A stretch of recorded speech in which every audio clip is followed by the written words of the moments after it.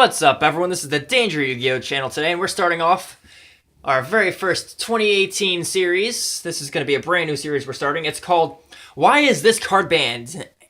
And today's episode is all about Butterfly Dagger Elma. I'm pretty sure a lot of you people don't remember this card. It's very old. Very old. It's been on the ban list for a long time. And today with me is Kurt. Help explain why this card's banned. It's banned for plenty of reasons. It's banned for the factor of it always goes back to your hand. And if when comboed correctly, you can indefinitely draw cards. So, this is, when it first came out, a 2-turn combo. Your first turn was normally setting a copy of Royal Magical Library.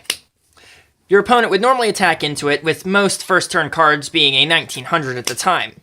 If you were unlucky, you'd come across a Goblin Attack Force, which is a 2300. But most of the time, they'd attack into it and take some damage. Turn 2, you would summon out your Gearfried the Iron Knight, and equip it with Butterfly Dagger Elma. Due to Gearfried's effect, it automatically destroys it, adding it back to your... But then, Butterfly Dagger Elma adds itself back to your hand, giving Royal Magical Library a counter. At which point, you would just play out your Butterfly Dagger again on the Gearfried, continuously doing that until you picked up 3 counters. You would then remove your 3 counters from Royal Magical Library to draw a card. This became extremely prevalent when people realized that and started adding it into Exodia decks, which would cause you to, as long as you got those 3 cards, instantaneously win in 2 turns.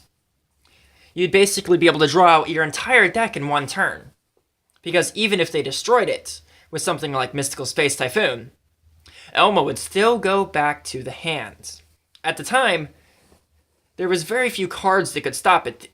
The only ones were counter trap cards, which were... there's Magic Jammer for you guys.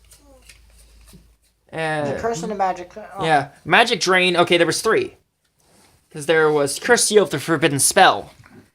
Best way to stop it right there. Yes, Curse Seal of the Forbidden Spell is your best choice. As it says, discard 1 spell card from your hand to negate the activation and the effect of a spell card and destroy it. Your opponent cannot activate spell cards of the same name, including the spell card that is destroyed by this card's effect, during the rest of this duel. If you were lucky enough to be able to activate Curse Seal of the Forbidden Spell on your opponent's Butterfly Dagger Elma, it'd go to the graveyard, it would go to the hand, and then it would stay there. Effectively cutting the combo out, and your opponent would have to rely on the then legal only at 1 Pot of Greed and Graceful Charity. Which are no longer allowed anymore.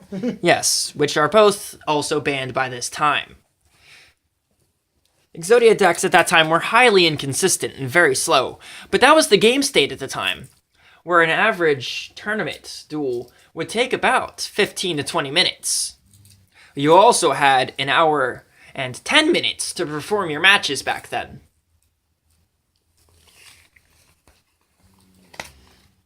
So one of the great things about this card is its use during GOAT formats.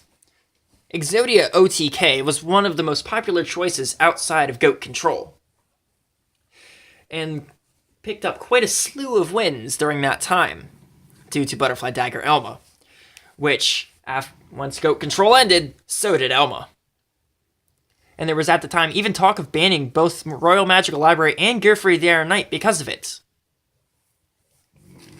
which would have been highly disastrous to both Spellcaster and Warrior decks of the time. Very true. So I want to thank you guys for watching this episode of Why Is This Card Banned? Butterfly Dagger Elma Edition. This has been the Danger Yu-Gi-Oh! Channel. I'm Danger. I'm Kurt. And remember to like, comment, and subscribe. This is the Danger Yu-Gi-Oh! Channel, signing off.